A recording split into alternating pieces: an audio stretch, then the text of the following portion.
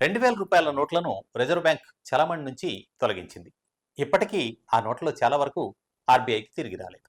అవి పోయాయా, దాచేశారా, అసలు మళ్ళీ ఎక్కడికి వెళ్తున్నాయి? ఇప్పుడు కొత్త విషయం ఒకటి వెలుగులోకి వచ్చింది. ఈ స్కామ్ అందరినీ షాక్కు గురిచేస్తోంది. నేపాల్ సరిహద్దును ఆనుకొని ఉన్న రక్సౌల్, బర్హి, రుపైదిహా వంటి ప్రాంతాల్లో ఒక అండర్ గ్రౌండ్ నెట్వర్క్ నడుస్తోంది. రూ. 2000 నోట్లను తీసుకొని వాటికి బదులుగా 1200 నుంచి 1600 రూపాయల వరకు ఇస్తున్నారు. ఈ మార్పిడిలో నిరుద్యోగ యువతను మిడిల్ మెన్లుగా వాడుతున్నారు. డబ్బు తీసుకొని దాని కొంత కమిషన్ పడేస్తున్నారు. లక్నో ఆదాయ పన్ను శాఖ చేపట్టిన ఓ రహస్య ఆపరేషన్లోనే ఈ కుట్ర బయటపడింది.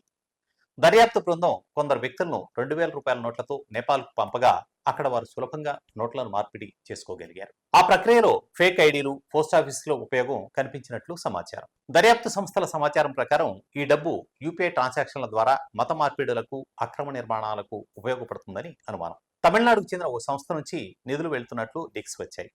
ప్రస్తుతం ఆదాయ పన్ను శాఖ ఈ స్కామ్ను క్షుణ్ణంగా ట్రాక్ చేస్తోంది. కానీ దీని వెనుక ఎంత పెద్ద చైన్ ఉందో చూడాల్సి ఉంది. రూ. 2000 నోట్ల దొంగ చలామణి వెనుక ఉన్న అసలైన కుట్ర ఏంటి? నేపాల్ సరిహద్దు మార్పిడి రాకెట్ ఎంత పెద్దదిగా పెరిగింది? మత మార్పిడులు, టెర్రర్ ఫండింగ్తో ఈ వ్యవహారం ముడిపడి ఉందా? ఈ కేసు నిజంగా దేశ భద్రతను కలవరపెడుతోందా?